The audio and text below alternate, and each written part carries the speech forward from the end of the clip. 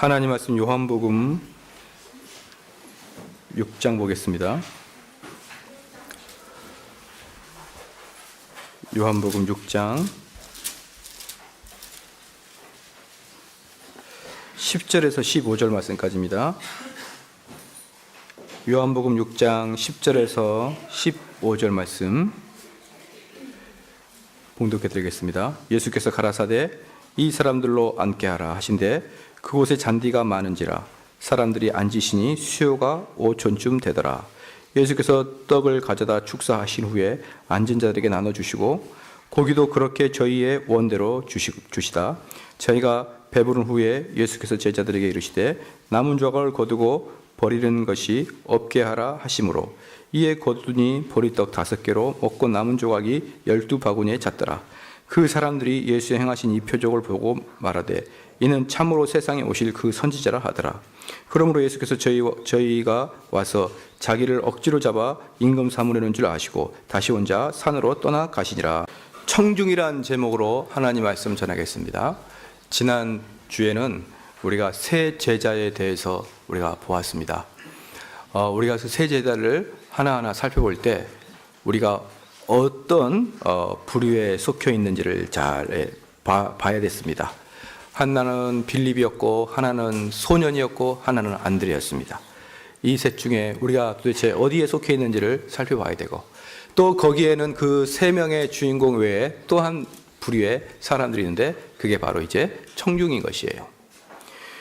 우리가 이 빌립, 소년, 안드레, 그 다음에 이 청중 이 4부류의 사람을 보면은 이 4부류의 사람들에게 모두 우리 교인들이 섞여 있지 않는 분이 아무도 없는 거예요. 그러니까 이 4부류는 모든 교인들에게 다 적용되어 있는 것입니다. 그 중에 이제 내가 안드레가 되느냐, 내가 빌립이 되느냐 이런 차이는 있겠지만 이 4부류는 모든 교회들을 아우르고 있다고 보면 될 것입니다. 우리가 주님의 일을 하는데 2가지 아주 위험한 요소가 있습니다. 그것은 성공이라는 위험이고 2번째는 우리를 대적하는 사람들에 대한 위험입니다. 그래서 요한복음 5장에는 대적들의 위험이 많이 나옵니다. 요한복음 5장에는 유대 지도자들이 예수님을 대적하는 내용들이 나옵니다. 무슨 이야기냐 그러면 누군가가 그냥 일반적으로 삶을 살다가 내가 이제 그리스도인의 삶을 살겠다라고 작정하는 순간 이 세상으로부터 곧바로 대적을 당하게 되어 있습니다. 때로는 동료 그리스도인들조차 대적을 할 때가 많습니다. 그래서 내가 말씀대로 살겠다라고 서운하면은 수많은 곳에서 대적을 하므로 사람이 금방 풀이 죽어버리고 맙니다. 2번째는 성공의 위험입니다. 성공의 위험은 영적으로 용기를 붙들어 주고 영적으로 자기 성공에 도취되어 자신을 지나치게 믿고 의뢰하는 경향이 강해지는 것이에요. 자, 이들은 기독교를 모름지기 기독교에 대한 평가할 때 이 사람들은 예수님보다 더 위에 있을 때도 있습니다. 왜냐 그러면 그들은 그 일로 성공을 해 봤거든요. 그러니까 성공을 해보니까 기독교는 어떻더라라는 이야기를 성경에 근거하지 않고 자기의 경험에 의해서 하는 것들이 많습니다. 그래서 신앙생활 하다가 특별히 목회자가 갑자기 부흥을 하고 성공하게 되면은 어떤 위험에 빠지냐 그러면 그리스도에게 의지하기보다는 자신의 방법과 경험 그리고 자신의 지식에 의존할 수 있는 경향이 강해지겠죠. 남들은 부흥을 못하는데 자기만 급격하게 그 숫자적 부흥이 일어나게 되면은 사람들이 이 사람에게 물으러 올 것입니다. 어떻게 그렇게 잘했느냐 물으러 올 때 이 사람은 이제부터 서서히 이야기하는데 자기도 모르는 사이에 자기의 지식들을 이야기하는 경향이 있다 이겁니다. 이게 기독교가 망하는 2번째 이야기예요. 첫 번째는 우리를 대적하는 사람들에 의해서 우리가 풀이 죽고 그래서 오랜만에 내가 신앙생활 한번 해보려고 그랬는데 주변에서 나를 너무 대적함으로 그냥 기가 죽어서 에이 안 하고 말어 라고 하는 것. 그러나 이것보다 더 위험한 건 뭐냐 그러면 신앙생활 안에서 성공을 해본 사람들의 그 고집불통 이것은 더 위험한 것입니다. 오늘 오병이어를 경험한 사람들이 오늘 있습니다. 그런데 이 오병이어를 경험하고 이들이 15절에 그러므로 예수께서 저희가 와서 자기를 억지로 잡아 임금으로 삼으려고 했습니다. 이 사람들이 오병이어를 경험하고 나서 그들이 예수님에게 그 반응했던 내용은 뭐냐면 예수님을 왕으로 삼고자 했다 이 말입니다. 유대인들이 누굽니까? 유대인들은 성경의 박사들입니다. 어릴 때부터 성경을 줄줄줄 외우고 성경을 창세기부터 말라기까지 왔다 갔다 다 아는 사람들이 유대인입니다. 그래서 유대인들은 어떤 분이 메시아가 올 줄을 다 알고 있었습니다. 신명기서 18장 18절 한번 읽겠습니다.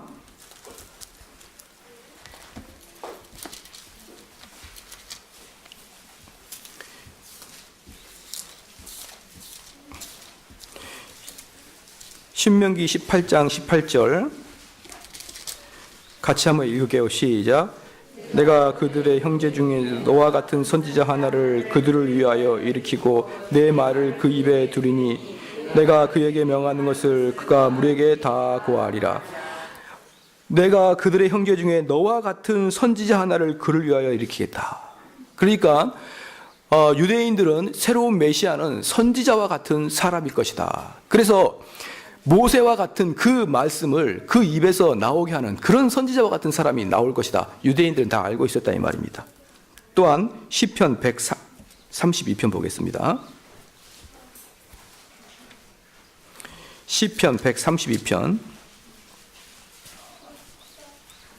15절 말씀 시작. 내가 이 성의 식료품에 풍족히 복을 주고 양식으로 그 빈민을 만족해 하리로다.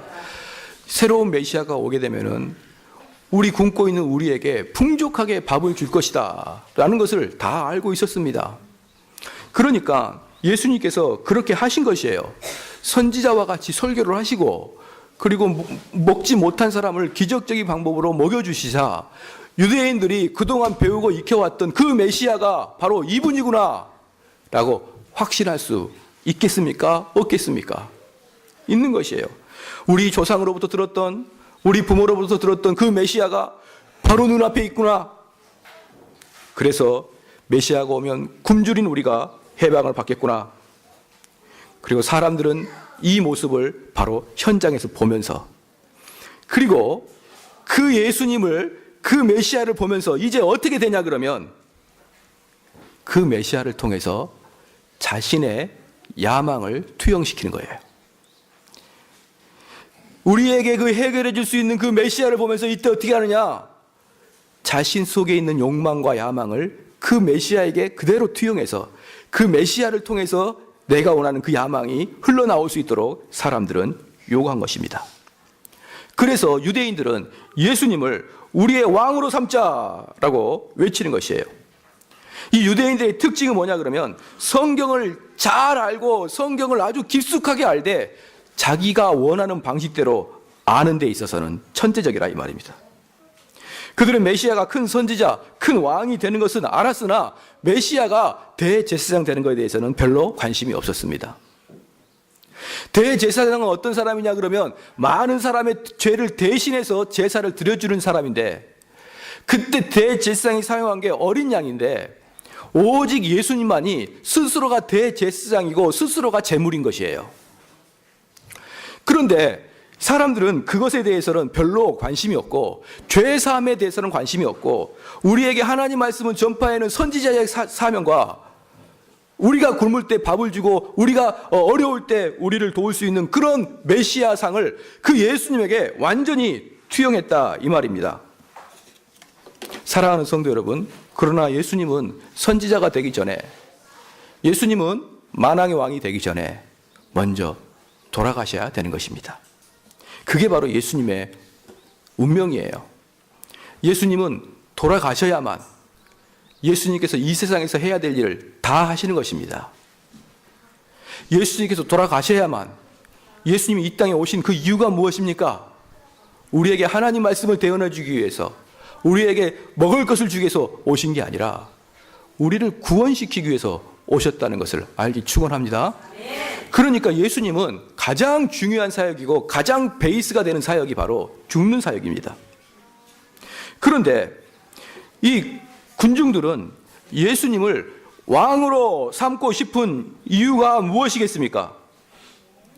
왜냐 그러면 군중들은 지금 예수께서 자기들이 원하는 것을 주시는 동안만, 그 전에는 맹숭맹숭 하더니 자신들이 원하는 것을 주는 동안만 내가 예수님을 믿어줄 의향이 있다는 것입니다.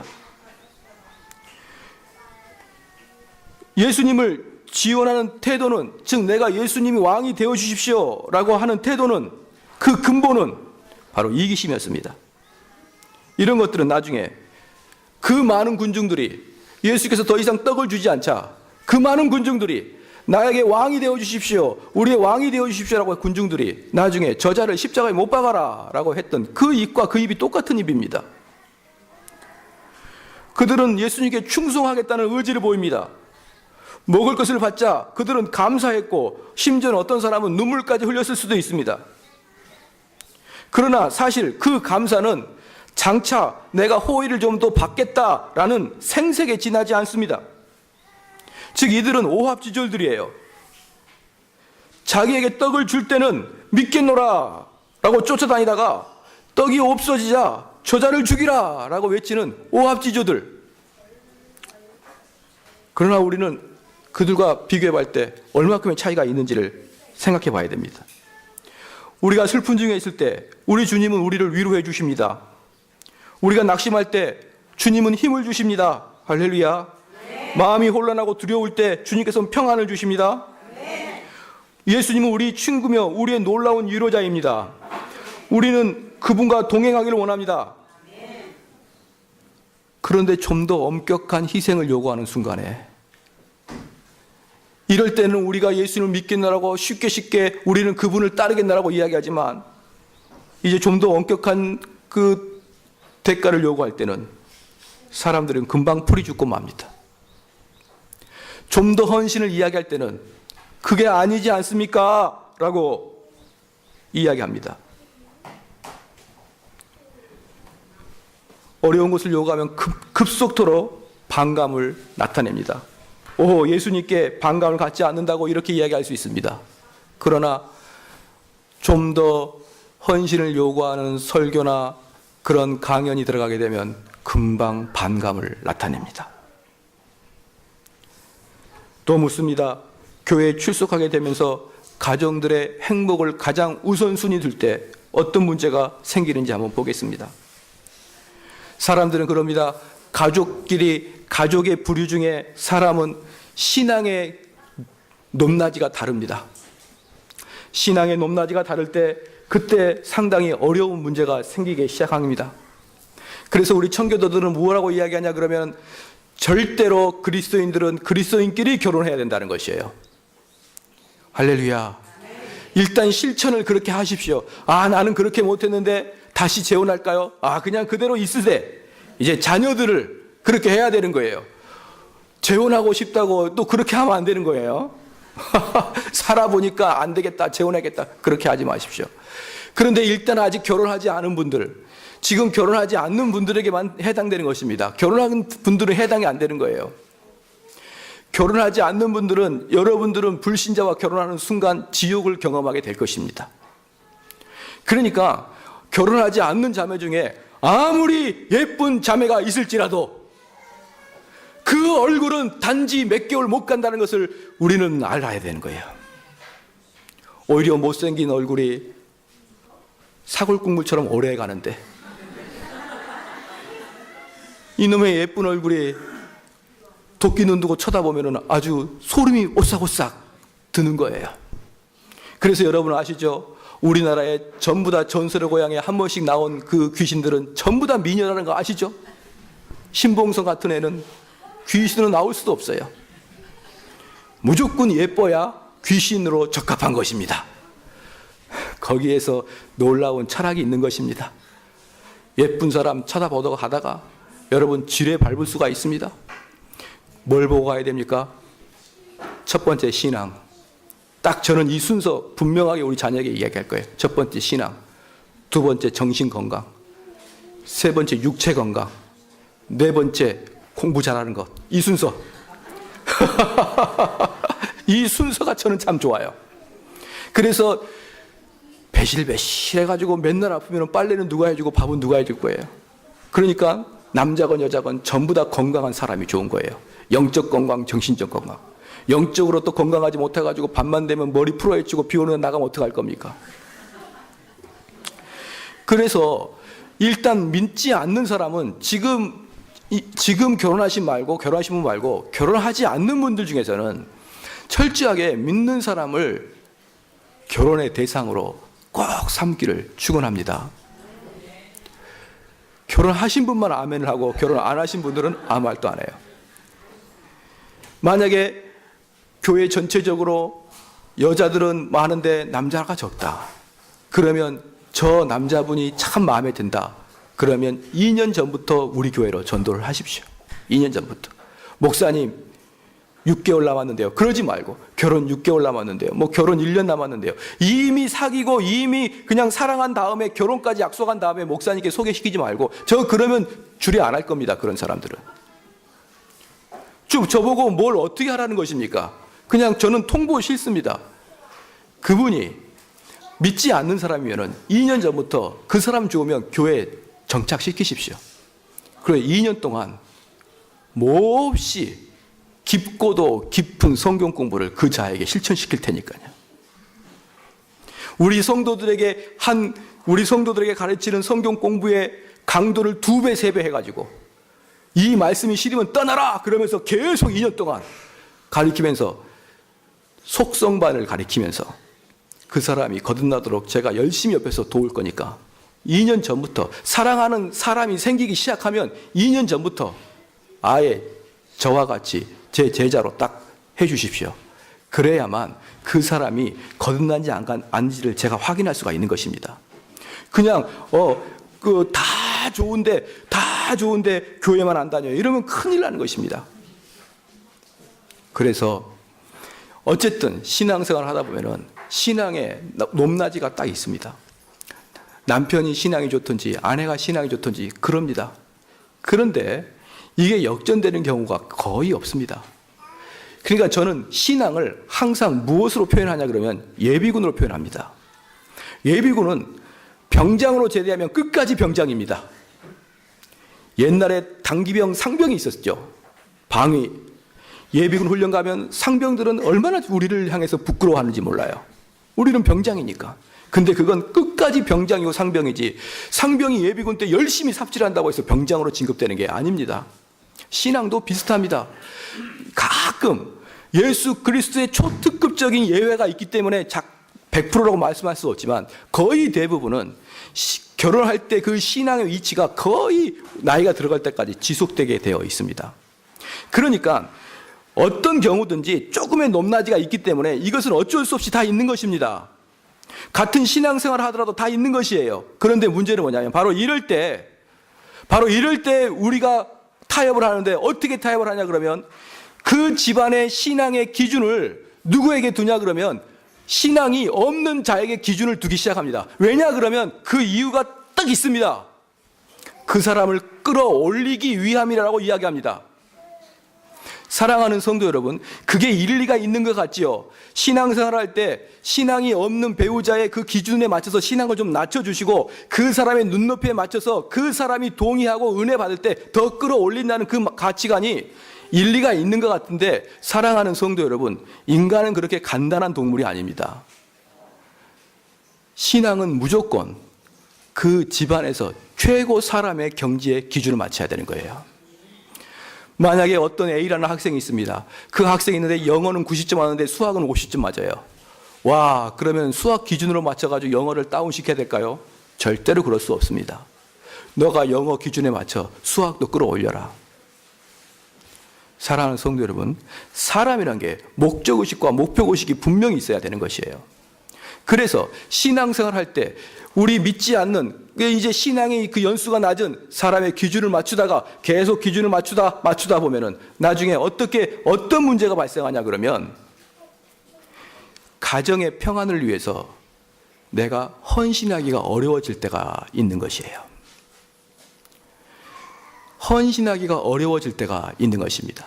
저는 순교자나 아무나 나온다고 생각하지 않습니다. 만약에 신앙의 기준을 집안에 낮은 사람에게 둔 사람은 절대로 그 집안에서는 순교자가 나올 수가 없다고 저는 생각합니다. 주기철 목사님께서 감옥에 가셨다가 석방대에 들어오니까 그 아내가 우리 주기철 목사님은 이미 돌아가셨다라고 이야기하는 그런 믿음의 사모님이 계셨어요.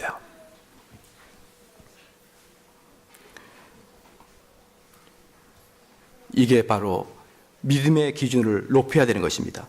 그래서 우리가 바로 이런 이유 때문에 그 가정에서 가장 신앙이 좋은 사람들의 기준에 맞춰가지고 다른 사람을 이렇게 끌어올려야 되는데, 그 바로 이유가 우리가 예수 그리스도에게 헌신하는데 방해거리가 되기 때문에 그렇습니다.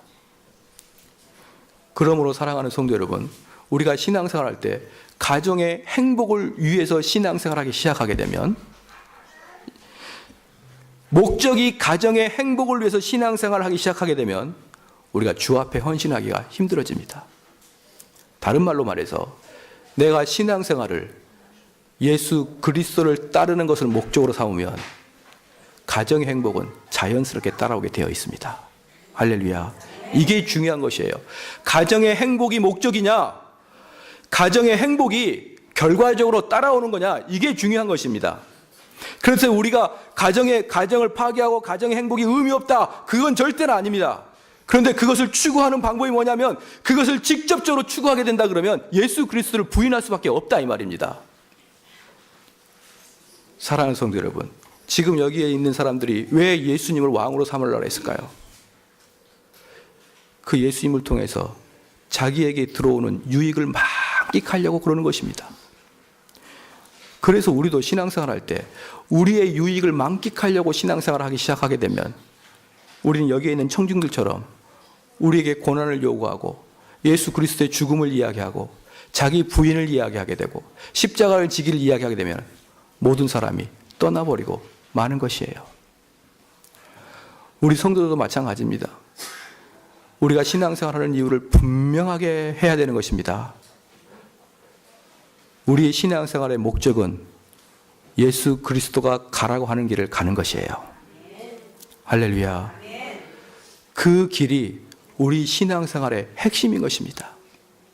그러면 성경에 분명히 나와 있습니다.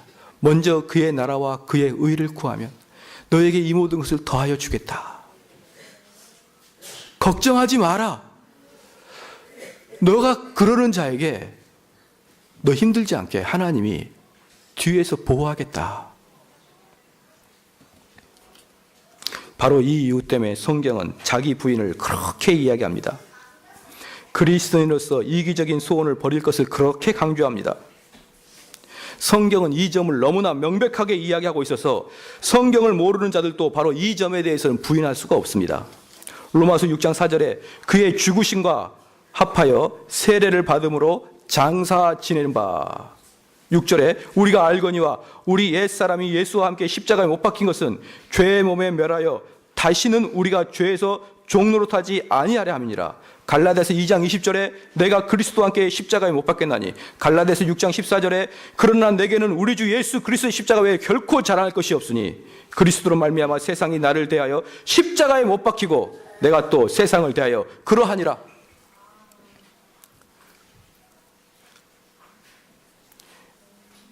사랑하는 성도 여러분, 우리는 세상을 향하여 십자가에 못 박아야 되는 거예요. 이게 무슨 말이냐 그러면, 그 기독교 역사가 중에 아주 유명한 사람이라고 아타나시우스가 있습니다. 이 아타나시우스가 그 당시에 전부 다 이단으로 막 교회가 물들어 있었는데, 심지어 교회에서조차도 그 사람을 너가 잘못했다, 그리고 모든 사람이 그 사람을 죽이려고 하거나 추방하게 하거나 아니면 최소한 욕을 하고 있었습니다. 근데 그 사람은 원래 아주 유능하고 경건한 그런 목사였습니다. 그런데 그 친구가 그 아타나시우스한테 찾아와가지고 진지하게 이야기합니다. 아타나시우스야, 세상이 다 너를 싫어한다. 이렇게 이야기하니까 아타나시우스가 하는 말이 나도 세상을 싫어한다. 이렇게 이야기했어요. 세상에 대하여 못 박히고 세상이 나를 어떻게 판단하든지 이 말씀이 하나님 말씀이면 그대로 진행돼 가는 것입니다. 할렐루야. 그 아타나시우스 때문에 우리 기독교가 이단화 되지 않고 지금까지 버틴 거예요. 그때 아타나시우스가 있을 때는요, 거의 90% 이상이 완전히 이단화 다 되어 있었습니다. 근데 아타나시우스만 우리가 지키고 있는 이 교리들에 대해서 주장하고 있었던 것이에요.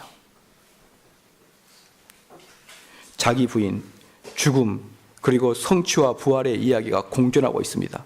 즉 우리가 부활하기 위해서는 자기 부인과 자기 죽음이 먼저 밑거름이 돼야 되는 것입니다.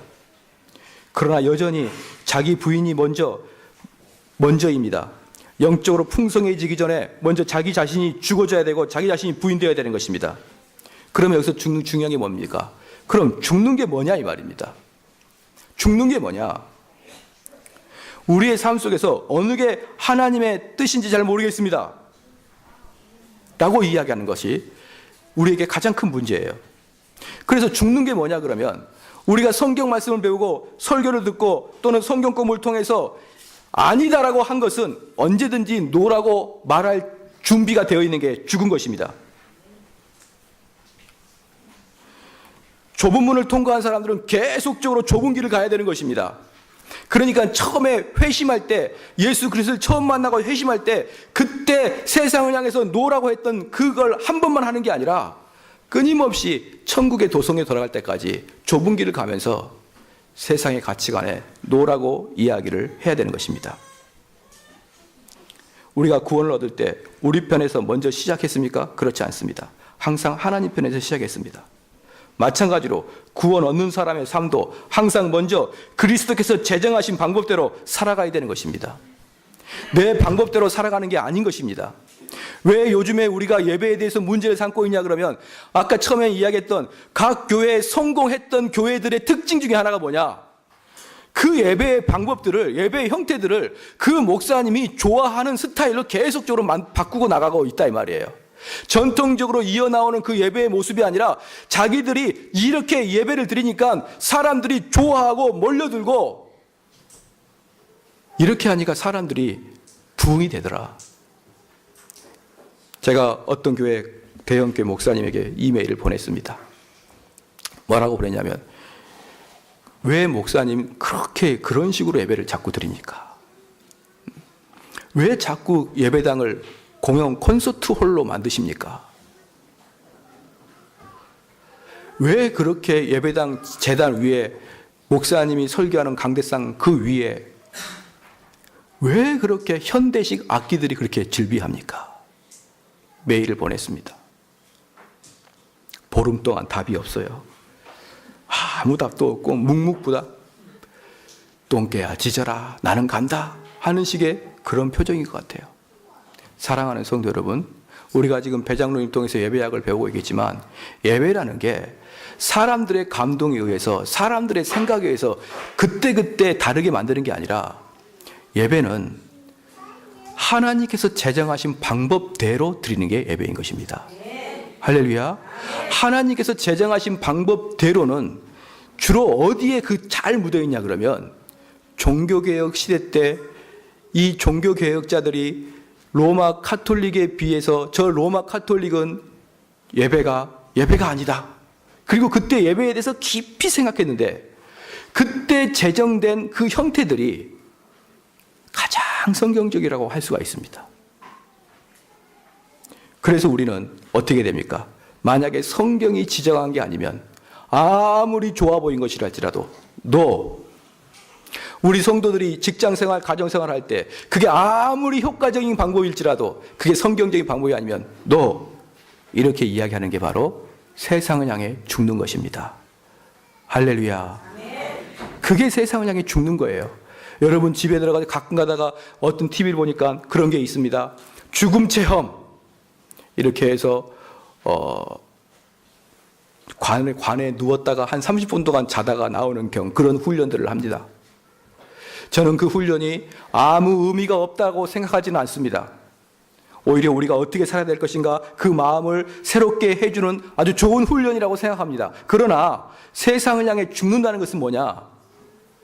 세상의 가치관과 교회의 가치관이 부딪힐 때 세상을 향해서 NO라고 대답하는 게 세상을 향해 죽는 것입니다.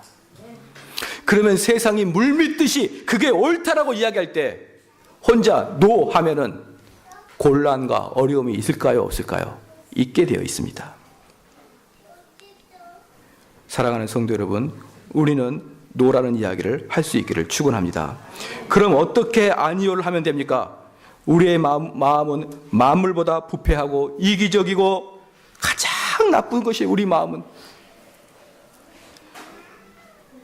우리 마음은 또 가장 또 하나 나쁜 게 뭐냐면 내 자신을 너무 편들어요. 그래서 남이 하면은 불륜이고 내가 하면 로맨스고, 남이 하면은 저 성질머리 나쁜 놈 그러고 내가 하면 의문에 차 있다 그러고, 남이 하면 폭도고 내가 하면은 운동권이고, 그래서 자기 자신에 대해서는 너무나 관대하고 자기 자신에게는 너무나 변호를 잘합니다. 그러니까 쉽게 우리는 노라고 말할 수 있을 수가 없습니다. 그러면 교회에서 죽는 법을 가르쳐 드리겠습니다. 이제 죽는 법의 핵심이에요. 이게 죽는 법의 핵심입니다. 뭐 굳이 적을 필요도 없어요. 쉬워요. 불평을 그치는 것입니다. 불평을 그치는 거예요. 왜 불평한 줄 아십니까? 성경에는 불평한다는 말을 중얼중얼거린다는 말로 표현합니다.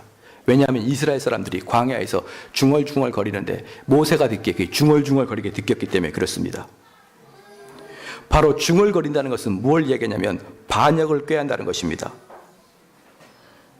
하나님이 요구하시는 것, 하나님이 목사님을 통해서 말씀하시는 것에 대해서 나는 거기에다가 노를 하는 거예요. 그러니까 노를 어디다 해야 되냐면 하나님 말씀을 듣고 세상을 향해 노해야 되는데 그 노를 어디다가 하냐 그러면 세상의 말을 듣고 하나님 말씀에 노합니다. 그게 바로 불평이에요. 그게 바로 중얼거림입니다. 바로 그럴 때 우리는 하나님을 반역하게 되는 것입니다. 사랑하는 성도 여러분, 불평을 멈추기를 축원합니다. 하나님이 요구하십니다. 그러면 하나님을 빤히 쳐다봅니다. 그리고 하나님 정말 그것을 원하는 것을 정말 그것을 원하십니까? 불평합니다. 하나님이 원하시는 것은 실상 우리가 원치 않기 때문입니다. 여러분의 신앙생활이 이렇습니까? 만약 영적 상태가 이렇다면 여러분 오병이어의 현장에 있는 그런 사람들에 불과하는 거예요. 말씀의 결론을 맺겠습니다. 지난 시간에 3명의 부류의 사람을 이야기했습니다. 그래서 빌립 같은 경우는 자신의 머리로, 자신의 경험으로, 심지어 자기 통장에 있는 돈조차도 우린 예수 그리스도에게 의지해야 되는데 그런 것은 내 스스로 해결하려고 한 게 바로 빌립의 마음이었습니다. 소년의 마음은 무엇이었습니까? 하나님께 드릴 조그만 것이 있었습니다. 그러니까 우리에게도 작은 은사나 작은 그 달란트가 있으면 그걸 하나님께 드리셔야 되는 것이에요. 그러면 어떤 유익을 얻습니까? 그 사람이 그를 드림으로 자기 눈앞에서 성령의 역사를 체험할 수 있는 그런 경험을 하게 되는 것입니다. 세 번째, 안드레와 같이 어떤 것입니까? 자기가 없으면 조그만 은사가 있는 사람을 성령님께 전도해야 되는 것이에요. 그리고 오늘 청중을 이야기합니다. 이 청중들은 대부분 어떤 사람입니까? 예수 그리스도를 통해서 자기가 유익을 얻고 자기가 이익을 얻고 위안을 얻고 배부름을 받기를 원하는 사람들이에요. 그런데 이 사람들은 단점이 뭐냐 그러면 자기를 십자가에 못 박고 자기를 부인하고 예수님께서 좀 더 깊은 헌신을 요구할 때 그 사람들은 노 하고 다들 도망갈 뿐더러 도망가지도 않고 예수를 죽여라고 소리치는 사람으로 변해버린다 이 말입니다. 얼마나 무서운 일들인지 모릅니다. 그래서 예수님께서는 이렇게 말씀하십니다. 그 사람들을 알므로 그에게 의탁하지 않는다. 요한복음에 그렇게 나와 있습니다. 사람들의 마음을 알므로 사람들에게 자신을 의탁하지 않는다. 지금 자기에게 유익이 있을 때, 자기에게 만족이 있을 때 사람들은 그분을 좋아하고 소리치고 내가 그분을 따르겠다라고 이야기하지만, 그때 예수님께서 너 자신을 죽이고 나를 따르라 할 때 이게 무슨 소리입니까? 이번에 우리가 한 2, 3주 전에 전국적으로 한번 떠돈 게 있죠. 카카오톡에 음성 녹음해가지고 LG U+ 상담을 하고 어떤 할머니의 대화가 나왔는데, 그걸 보면서 야, 이게 할머니하고 U+ 직원하고만의 대화가 아니라 어쩔 때는 이 교인들과 목사와의 대화도 비슷하다고 생각을 하는 거예요. 이야기를 그렇게 해도 자기 자신의 이미 선입관이 잡혀가지고 다르게 리액션이 나올 때가 너무 많습니다. 그래서 제가 그걸 듣고 있다가 우습기도 하고 일견 좀 동감도 되고 막 그랬습니다. 사랑하는 성도 여러분, 우리는 교회에 나오는 이유가 딱 하나입니다. 우린 예수 믿고 구원받기 위해서 나오는 거예요. 할렐루야. 우리 이 교회에서 자아 성찰하고 이 교회에서 뭔가 행복하고 그러기 위해서 교회 나오는 거 아닙니다. 이 교회는 우리가 예수 그리스도를 믿고 구원받는 것입니다. 그럼 예수 그리스도를 믿고 구원받는 길이 무엇이냐? 예수님께서 원하시는 그 길을 가는 거예요. 근데 그 길을 갈 때 언제든 가끔은 어려움과 고난이 있을지라도 그 길을 가는 것입니다. 그리고 예수님께 더 갈 때 시간이 더 지나면서 어떤 현상이 일어나야 되느냐? 우리 성도들이 교회에서 시간을 더 보내면서 어떤 현상이 일어나야 되느냐? 더 헌신하는 모습으로 변해야 되는 것이에요. 그리고 더 예수 그리스도와 닮아가는 모습으로 변해가야 되는 것이에요. 그게 결국은 우리가 구원의 길로 가고 있다는 증거인 것입니다.